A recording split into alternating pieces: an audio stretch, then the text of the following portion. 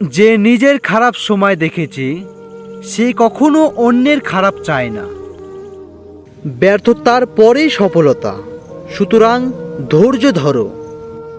জীবনে ভালো দিন পেতে হলে অনেকগুলো খারাপ দিনের সাথে যুদ্ধ করতে হয়।